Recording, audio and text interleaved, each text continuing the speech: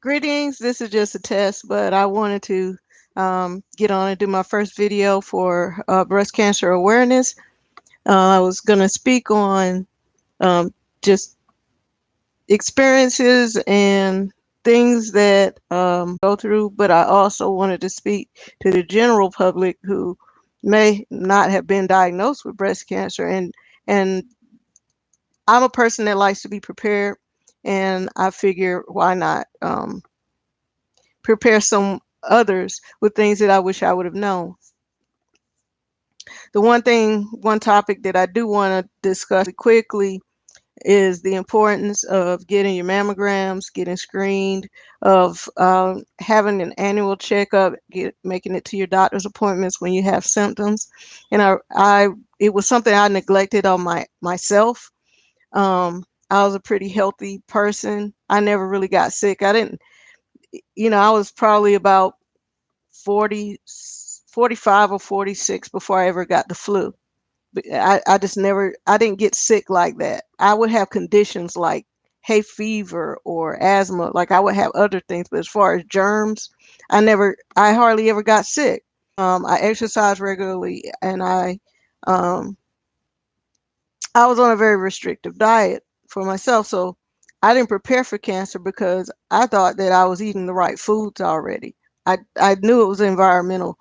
And so I did not see myself getting it because I wasn't eating what everyone else was eating. I was eating non-GMO. If I ate any meat at all, I did not have GMOs in my food. Um, and that did not prevent me from getting cancer. So it is very important to eat well. So I don't want that to be mistaken, but just to feel as though you won't get cancer because of diet and exercise, that is a misnomer. And so since I wasn't prepared, I wanted to kind of drop some stats so that others may become more prepared. Now, the statistics that I'll report to you come from the National Cancer Institute, and I'm specifically talking about breast cancer. The estimated number of new cases of breast cancer in 2019 will be 268,600 people, mostly women. Men can get breast cancer. The type of breast cancer that I had is not, men do not carry that, but um, of all the new cancer cases, it'll be 15.2% of new cases.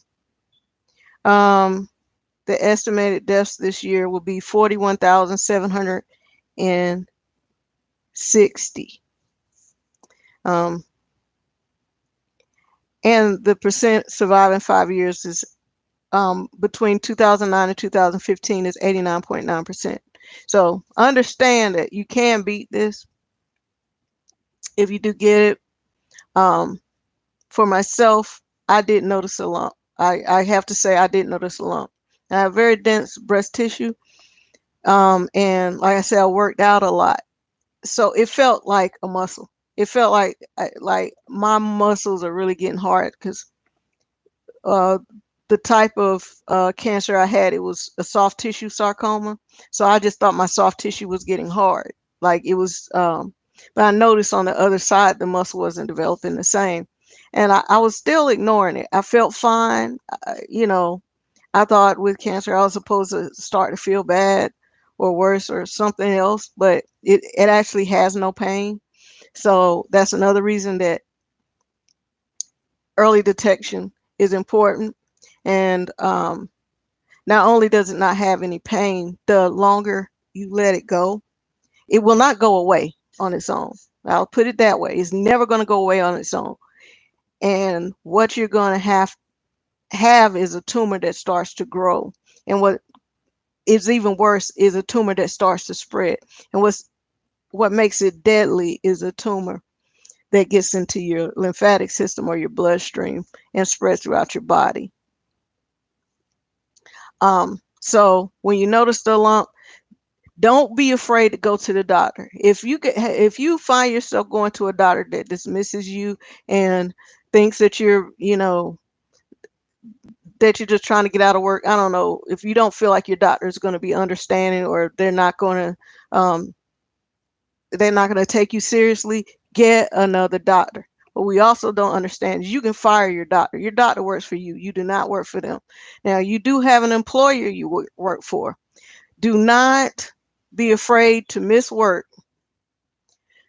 to go get checked out. If they will terminate you for missing work to go to a doctor to figure out if you have cancer or not, they're going to terminate you anyway, because if you do have cancer, you're going to miss a lot of days of work. And that's going to be something that I want to address next. But let's just stay on being diagnosed first.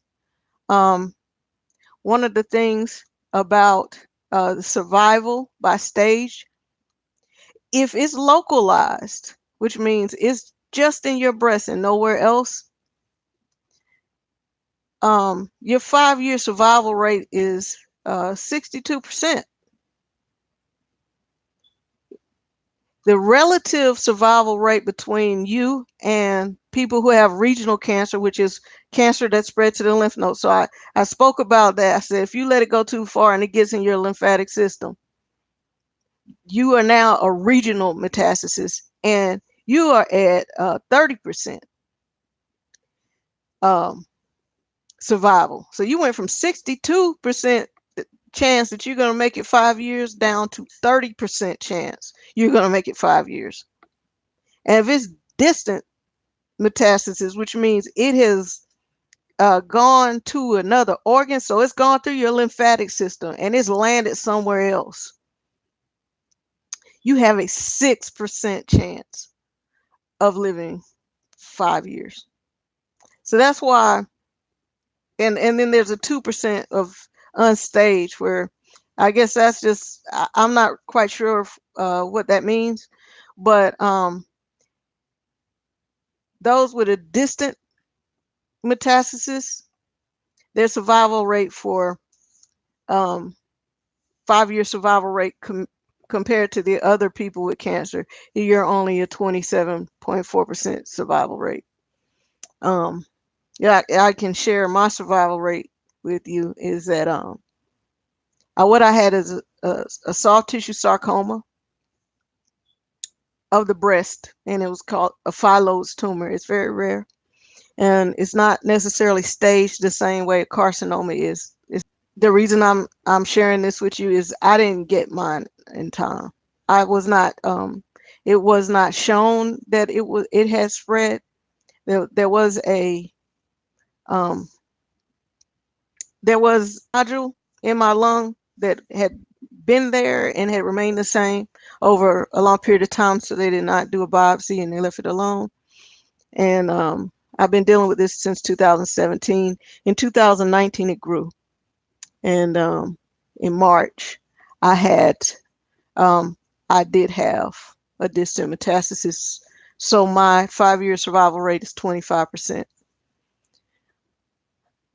At the present time, I did uh I did have uh a wedge resection, which means they removed part of my lung in March of this year.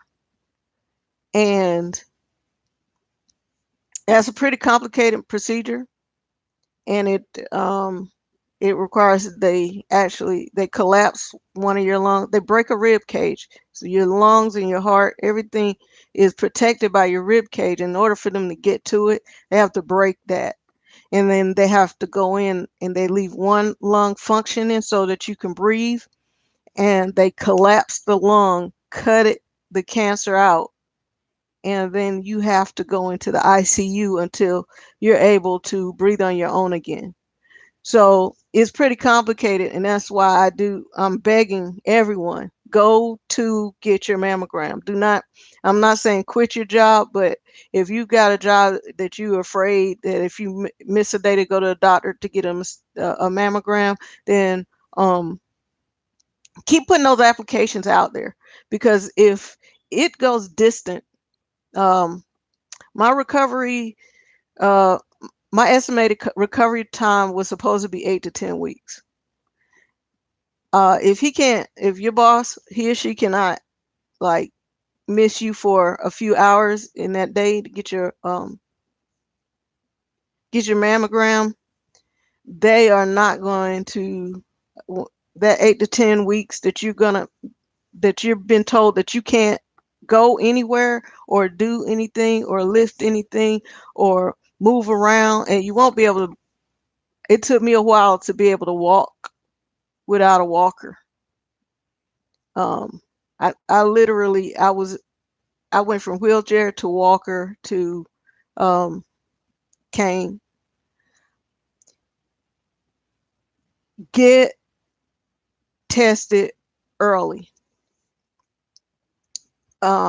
And the other thing that and the earlier the better. And I'm gonna say, when you see that, if it's localized compared to everybody else, if you catch it early and it's localized and you compare it to everybody else who got breast cancer, you are 98.8% more likely to survive than the other cancer patients. So everybody does not have a death sentence. And you know how you stop yourself from having a death sentence? You go and get your mammogram at least once a year. I think that's the most that they'll do it, is once a year. And also, as I was speaking on work, for your when you're thinking about like how can I afford to take off work, they do have um, they do have ways for you to actually um, get insurance. So there's disability insurance that you can get, and you can get insurance for critical care to include cancer care, and as well as your health insurance. So cancer, it costs a lot of money. Now that lung surgery, I saw the bill. That that bill was, if I had to pay it, I couldn't pay it. That bill was $75,000. I was in the hospital. I was in step down I was in ICU for a day. I was in step down ICU, cardiothoracic ICU for 10 more days. Well, 9 more days. And the last day they let me um, uh, live upstairs on the floor with regular people to see um, if I could be off of machines without any problem. And so that's what I did. But it was $75,000. So I don't care what you make. Your insurance for those things would not be 75,000. And that's not the only bill I had that year. I'm not quite sure what the critical care insurance covers, but cancer, in most cases, when they're talking about insurance does ask you to pay something. As far as, and I know some people will think, well, if I'm really, really sick, then disability can kick in and I'll get a disability check while I'm not able to work. They've got things so um, tied up. And so this is where I was going to get into that talk in regards to women, how we must advocate for ourselves, because this is a woman's disease, a woman's cancer. Your likelihood, they want you to endure a whole lot more before they will grant you disability. I mean, and the rules for breast cancer and just issues with the breast, period, I guess because they don't feel like you needed to walk or talk or anything, that you need to just cut them off and keep working. That is not the breast cancer experience, and because the people making the rules are mostly male and they've never had breasts, they don't really know what the big deal is. So it is important on top of all of this, when it's time to vote, that you put pressure on your congressmen, on your local leaders, put pressure on people to become aware of the financial aspects of this disease, as well as an understanding for prevention that comes when it's time for you to take off work, or it's time for you to do certain things, because you're not going to, if you're in an environment where you have to lift things, you can forget about that. You will not be, you'll break a stitch trying to lift things. And after a mastectomy, your range of motion is not even, there's very little that you can do, but there's also very little help that you can get. Um,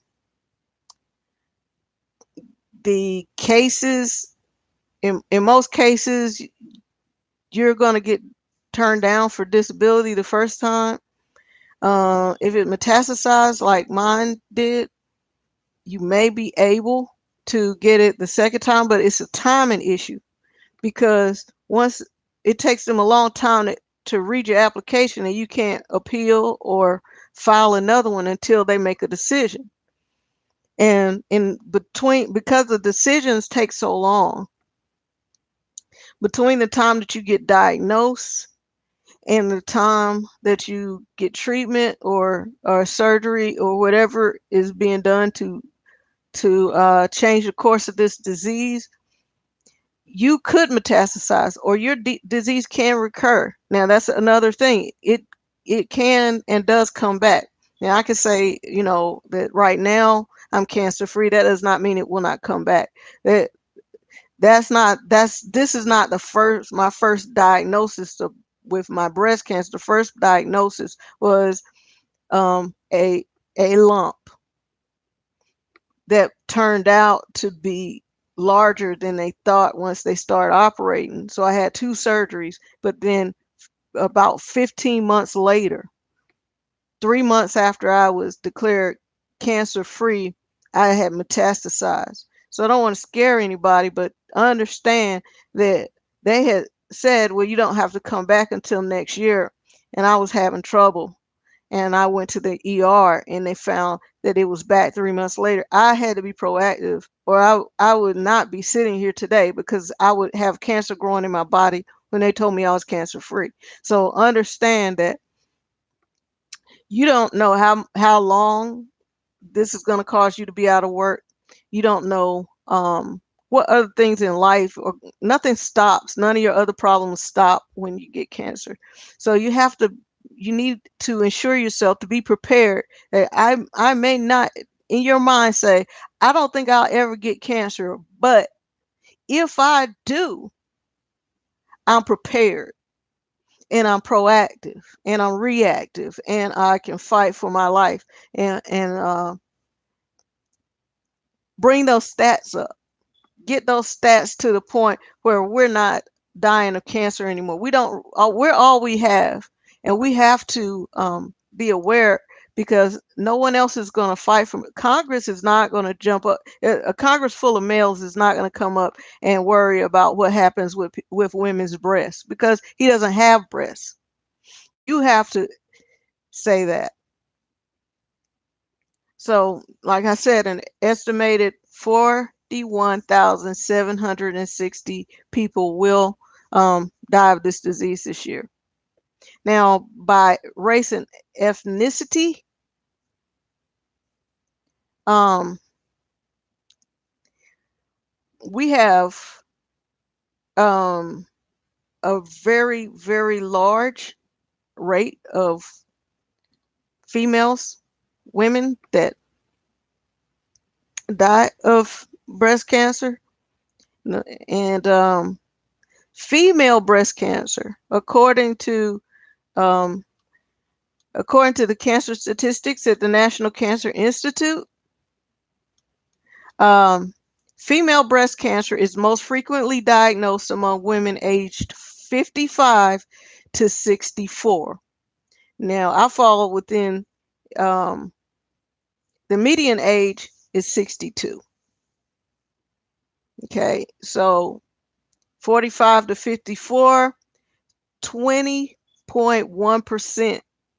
So you're close. As you go within the range of 45 to 74, you you're in a pretty high range. The people ages 20 to 34 is only 1.9%. So usually when someone younger goes in and says that they feel a lump, doctors kind of dismiss it because of their age. I say, get your mammogram anyway, because somebody's in that 1.9%.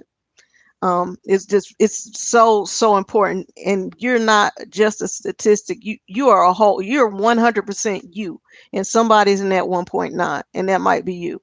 Um, so 28 that we have 28.1 people, black people, will die of breast cancer. Women, black women, 28.1 out of 100,000. So for every 100,000 people in your population, you're going to see 28 black women die. And that is more.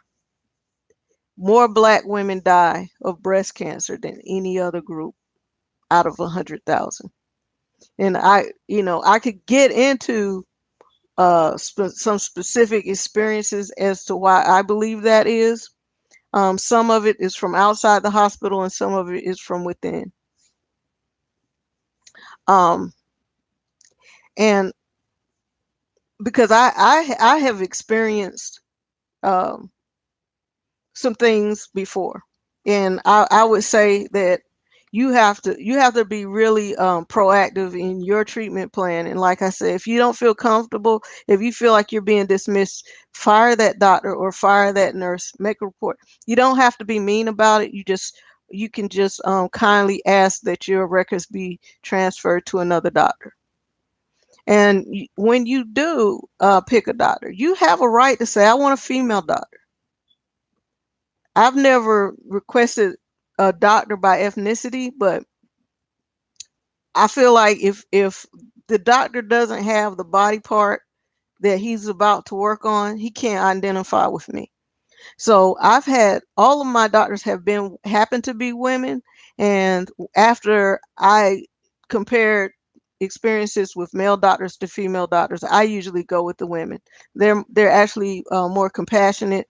They're more detailed. They ask more questions. They try to get to know your case because they have breasts too. So um, those are the tips and tricks I have so far. If you have any questions for me, leave comments in the comment section. I didn't want this to sound like a feminist rant or anything like that. What I'm trying to do is try to get you the best care that you can without having any barriers to proper care. Um, and um, there are a lot of things that people in the black community have to endure that are on top of breast cancer. And those special things are the reason that black women are the leaders in death by breast cancer. And so you may not, I know a lot of women my age that have it, and not just because I'm paying attention to it more, but because they were my friends. They were my friends, and none of us had cancer. And as they get cancer, they call me up. Guess what? Or somebody will tell me, remember that person I used to work with? She died of cancer in September. Like, this is an anniversary of her death last year. Not this exact day, but it was in September. And so this is important. This is more important than anything, what you put in your body. Not just on your body, but in your body. Because your body is what you're living in, not your clothes. And so you may want, if you find that your budget doesn't allow for some of these insurance things or some of these doctor's appointments, try to figure out a way to cut costs by not spending it as much on food that's not good for you. That that is a two-edged sword, and you can take that money you save from that and save it for a mammogram. But whatever you do, you are not saving any money by not getting checked. You are not, you actually will find yourself in a really bad state if it turns out you have cancer and you're not prepared for that. Or if you wait too long, because on carcinomas, when it becomes metastatic, they don't um, they never say that you're cured. There may be, maybe never may be a strong word, because I don't, if there's any if there's anyone in the comment section who is um is living with cancer or has understands anything about it, if you know of, um share that in the chat. And maybe at some point I'll invite you on a panel to discuss it, because what we want to do is survive and win. And the biggest thing we want to do is to catch cancer early, try to make sure we do things to prevent getting cancer if that's possible. I don't know. If I knew, I would not have. I would have done it. If there was something I could have done to prevent the type of cancer I had, I would have done it. If there was something I could have done to prevent the type of cancer I had, I would have done it. Um, I didn't know. I thought I was doing it. So, and it's expensive. It's expensive. It would have been much better for me to have paid money on the front end than on the back end. And so I want to say,